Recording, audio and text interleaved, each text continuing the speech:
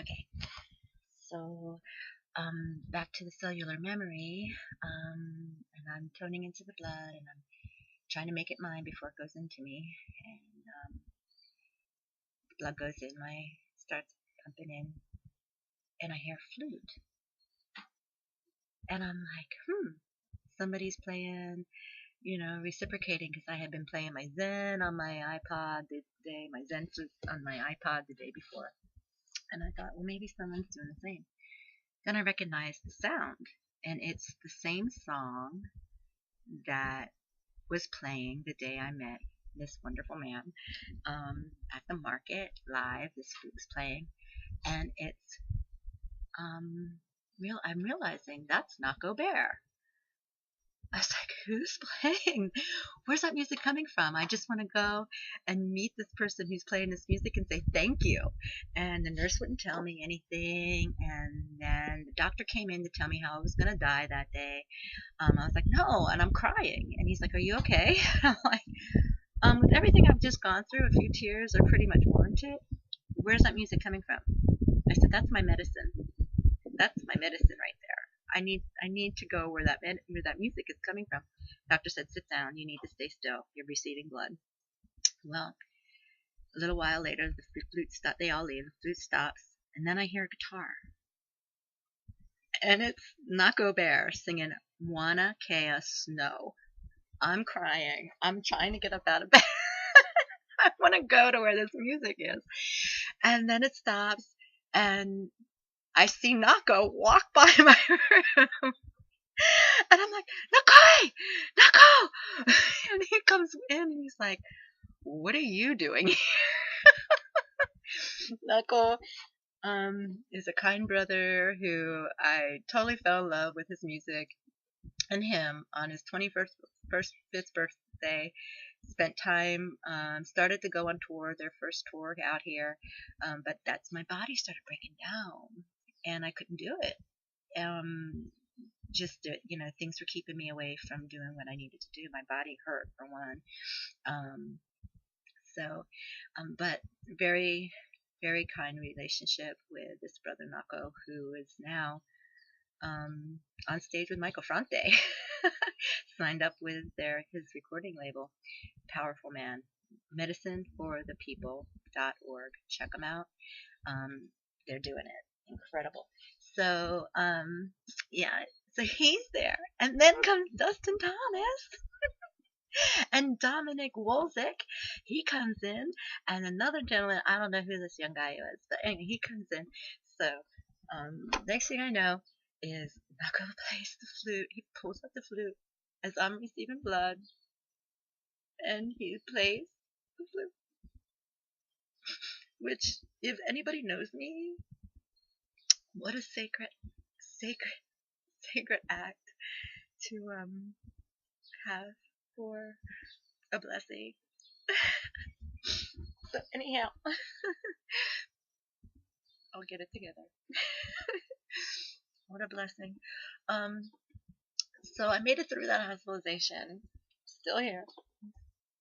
And the next thing that happens is I get home, I get back to my beautiful place where these 100 fruit trees of all kinds of exotic fruits and beautiful outdoor living space, living in a temple, and ended up having to be um,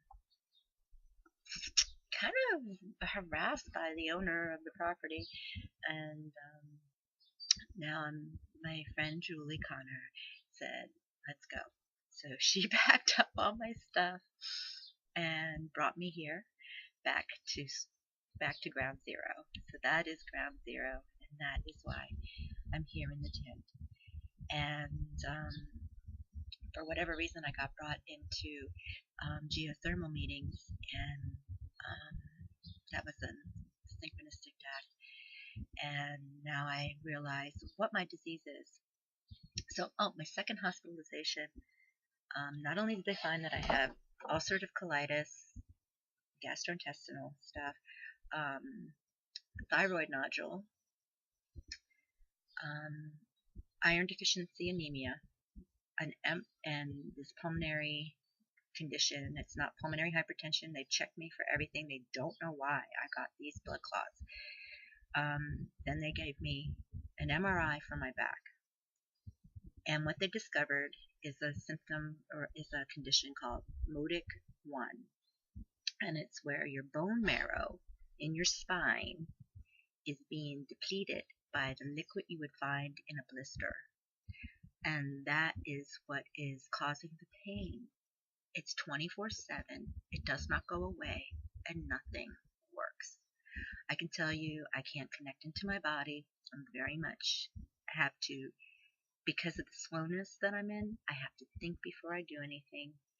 I'm not appearing that I'm not shiny and bright or anything, but that's you didn't, to know me before and to know my capabilities, then you'd know who, you notice the difference. My daughter's, she can't believe some of the things. So anyway, to this point of being here and the Modic. So I ended up, and this is the end of the story. Well, it's not the end, but I ended up going to a couple of the council meetings and testifying my story. But the best visit I went on is a friend took me to the Yamaloa Center, and it's where they have the Star Observatory in University of Hawaii. It's really an amazing space.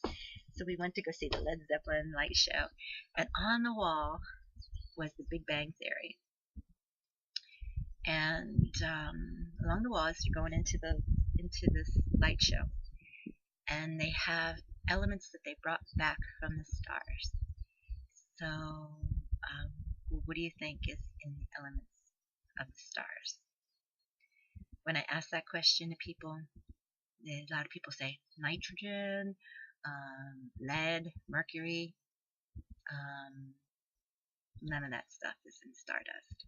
What's in stardust is calcium, our bones, magnesium, our connective tissue, silica, our skin and the energy,